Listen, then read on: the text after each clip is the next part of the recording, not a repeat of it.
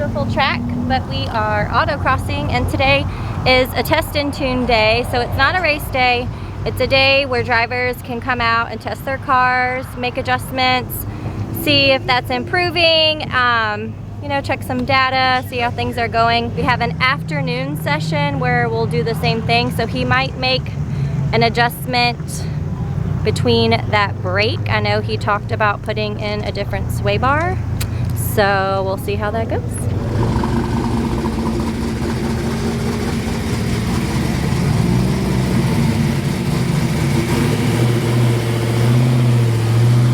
All right, we're out for a test and tune. I got a list of things that I want to try out.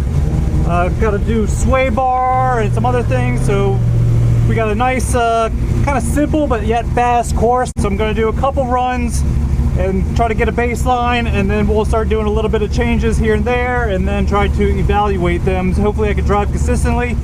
Hopefully the weather stays nice, and let's go rock this thing.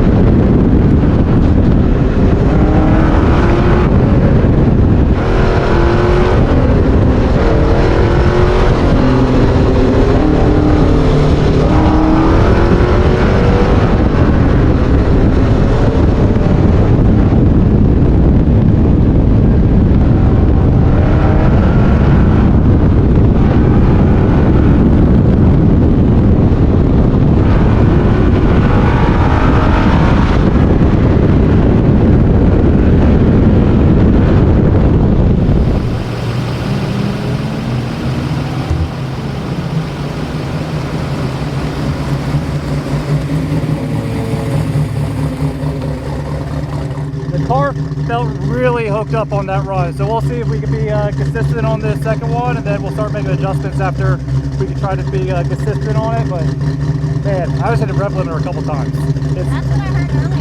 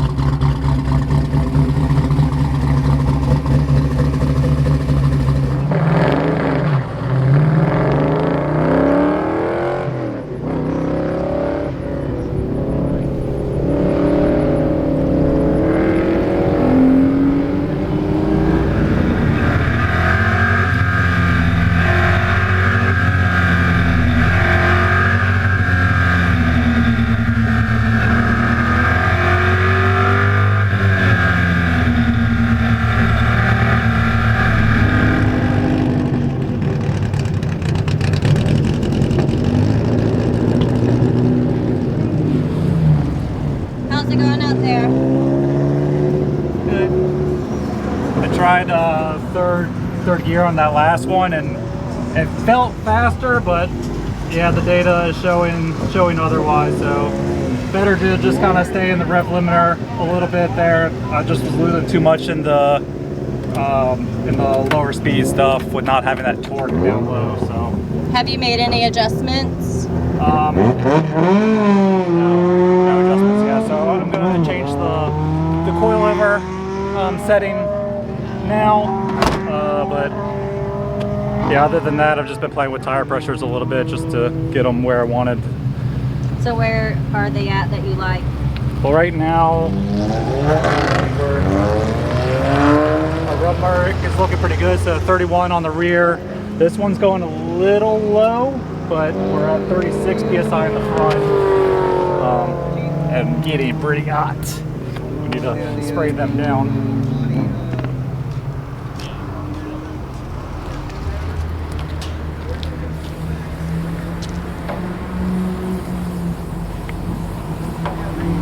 I changed the shocks to full stiff.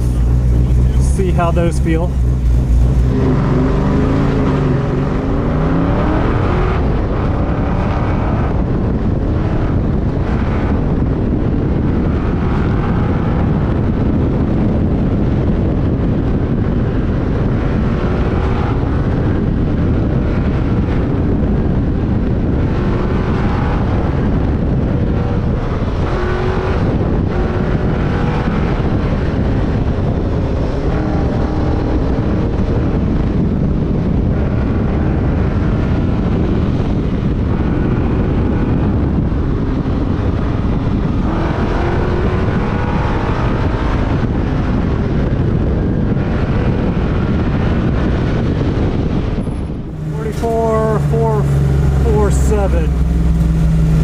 my fastest one.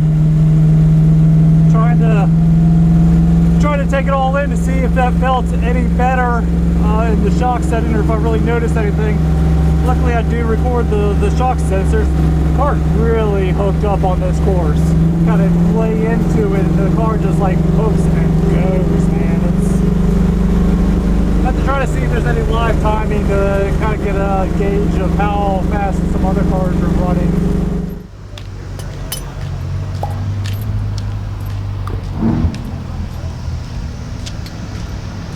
What you doing under there? Changing the sway bar. Oh yeah? So what sway bar did you have on for the morning? 30 millimeter. And what are you putting on now? Steeda 32 millimeter. Okay, and what are you expecting from the change? Thicker, maybe a little bit, less roll. It might be more understeery, but it might allow me to run the shocks at a sulfur setting. So then we have more, suspension movement, but less body roll. So we want to try to run, suspension kind of as soft as possible, but try to control that body roll. So that's the thought. So we'll see how it actually feels. Right now, which I'm not really shooting for top, but I'm fourth. I did see that overall. So there's definitely more in there. I wasn't trying to go for all out, but it's pretty good for that. All right, going up for the afternoon session. So I did change the sway bar to the thicker one, as you guys saw. We will see if it makes any kind of difference.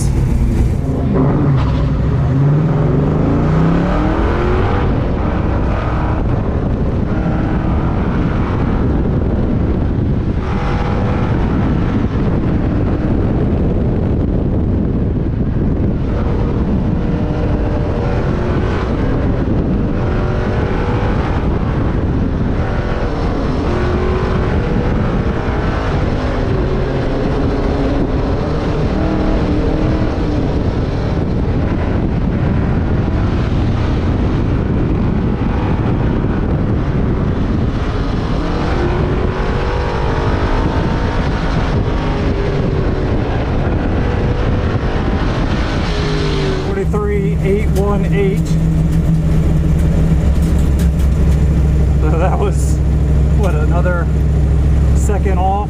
Kind of trying to chase the top time of the day at the moment. So that's a 42.9 is top time from I think a 1LE Camaro running an FS. But really, we're trying to see how the sway bar fell. So I'll need to see if I went through the slalom any faster with that sway bar. Did get a little squirrely as well, so that lost me probably a tenth there. Alright, so Steven is coming in from his first run in the afternoon after switching out the sway bars. So it'll be interesting to check the data and see if that sway bar did that extra 9/10. So I'll let him know you got said it's getting faster. Yeah, I mean, I'm still a second off of Nate's time though, so. Keep going.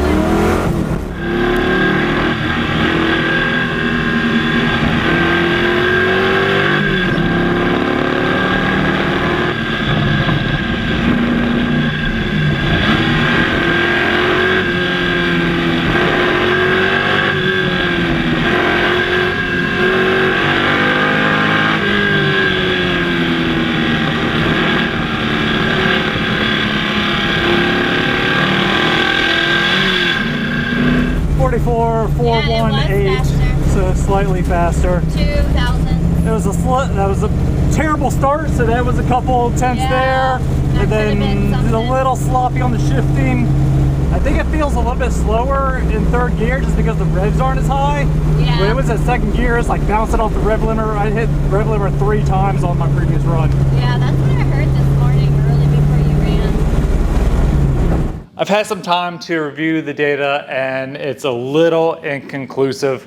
Yes, I did run my fastest time in the afternoon with the sway bar change, but it could have just been that I was more familiar with the course, more aggressive, tires were warmer, multiple kind of different things like that. But taking a look at the data, there is some things that we can actually pull out from it. And real quick, putting a bigger sway bar on the front of the car is going to make it more understeer, which Mustangs are kind of known for their understeer, but there are some advantage to it. You get less body roll. You can keep the camber curve in a more proper window if you have like the McPherson strut front suspension that comes stock on the car. They do lose camber as they go into body roll. You can also make up for if you have undersprung on the front by having that stiffer sway bar in there. So there are advantages to it, but you got to know that there are disadvantages also to having the thicker sway bar in the front of the car, and that's going to be in your steering.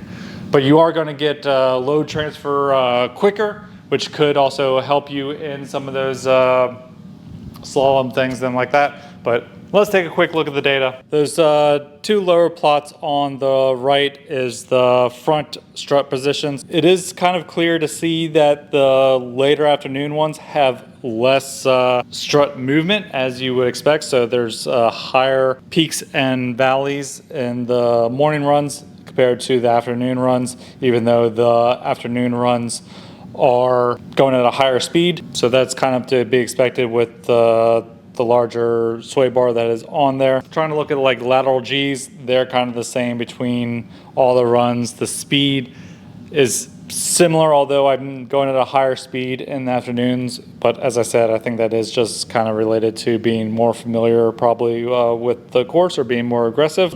Looking at the data in time mode, really we can see that the afternoon runs get a really good launch, so that's one of the reasons that they pull away from the morning runs so much. So if I go and realign it later down in the run, you can see that the morning and afternoon runs are kind of just going at the same pace after we take out the good launches from the afternoon. So it's really not telling me too much that it's better to have the soft sway bar or the stiffer sway bar on there. Really, I think the benefit would be in the slalom, which I did the alignment after the slalom, just because I'm trying to take out that really speed advantage that I got at the beginning. Let's just take a quick compare of the video of the front suspension. So on the left we have the stock sway bar, on the right we have the Steeda sway bar, and as you expect, the stock one is moving around a lot more than the Steeda one is. One of the things that is kind of nice about the Steeda one, it has that ring around it to keep it from kind of going left to right, so it's not really moving left to right at all like the stock one is moving just a little bit, and then just up and down. Yeah, the Steeda one is not moving as you expect because it is restricting the body roll of the car a lot more. That brings us to the end of the video. Yeah, it's not really definitive which one is better on the car on the same course, same day. I think part of it is also the course that we're testing on. It is a road course, so it is like fast and smooth.